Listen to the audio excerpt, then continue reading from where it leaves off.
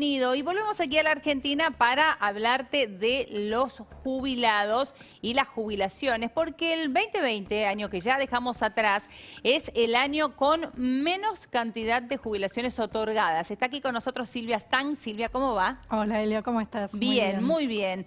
A ver, ¿qué pasó con las altas de jubilaciones? Bueno, efecto también de la pandemia y de la cuarentena, ¿no? Recordemos que la ANSES estuvo varios meses en 2020 con sus oficinas directamente cerradas. Después empezó a abrir para poder ir, pero solamente con turnos asignados, y también habilitó gestiones virtuales, pero que muchas veces se demoran. Por un lado, esas gestiones se demoran, por otro lado, conseguir turno es todo un desafío también.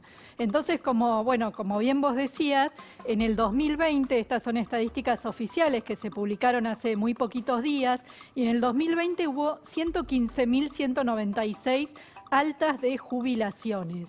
Si eso lo comparas con los 3 años anteriores, es más o menos la mitad de la cantidad de personas que se estaban jubilando. 2019, 221.000, 2018, 214, sí. 2017, 275 y 2016, 413.000. ¿Por qué tantas? Sí, bueno, y si te vas a un año anterior, que no figura en este cuadro, que es 2015, fueron más de 680.000.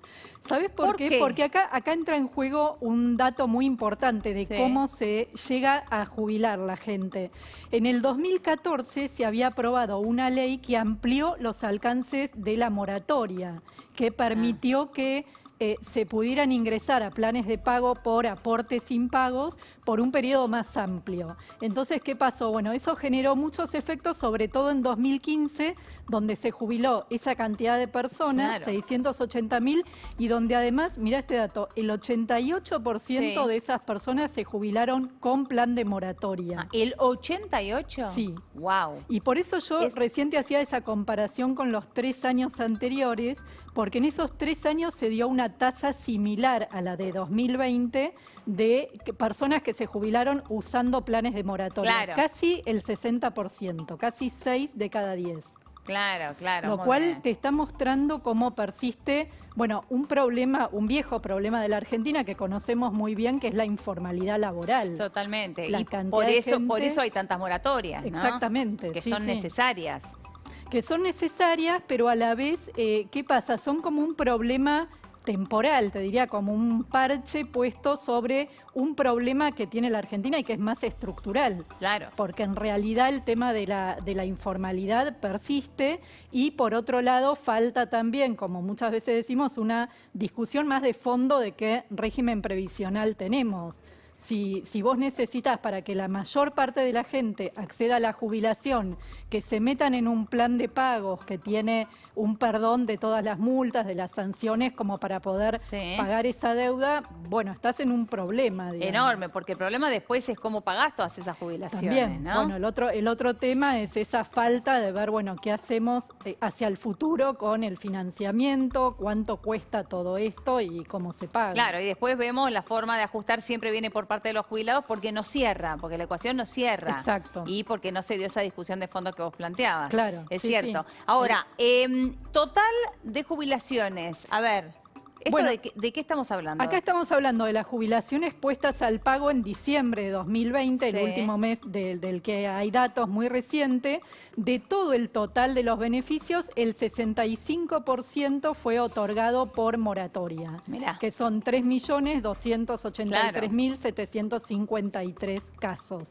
Si vos juntás todas las prestaciones o jubilaciones más pensiones, ese índice baja a 52-53%. Pero igual sigue siendo muy alto. Sigue siendo muy alto. Muy alto, es impresionante. Habla perfectamente de lo que es el país, ¿no? Exacto. Desnuda todas las falencias que tiene el país.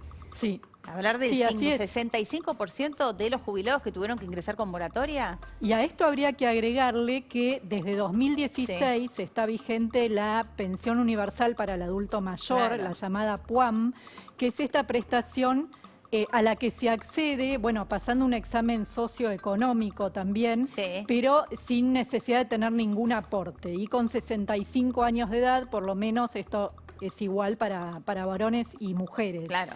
Entonces, si sumás esos, que el año pasado fueron 37.000 más o menos las otorgadas. Son más personas, más adultos mayores que llegaron a esa edad sin tener los aportes necesarios como para poder jubilarse. El tema siempre es la misma pregunta. ¿Y la plata de dónde sale para poder pagar todo eso? Exactamente. ¿No? Nadie discute que todos los adultos mayores en su edad jubilatoria tienen que tener una jubilación, tienen que vivir de alguna manera. Sí. El tema es, bueno, ¿cuántos aportantes hay en ese momento en economía en blanco y cómo se sostiene ese sistema jubilatorio, ¿no? Claro, y mirar también un poco qué va a pasar en el mercado laboral a futuro, porque ahí podés tener un problema que se vaya ampliando. Claro, claro. Ya sea por mayor informalidad o por mayor también inclusión en el sistema laboral, pero de ciertas formas de trabajo, como el monotributo, por ejemplo, o el régimen de personal de servicio doméstico, que tienen aportes jubilatorios, pero tienen aportes jubilatorios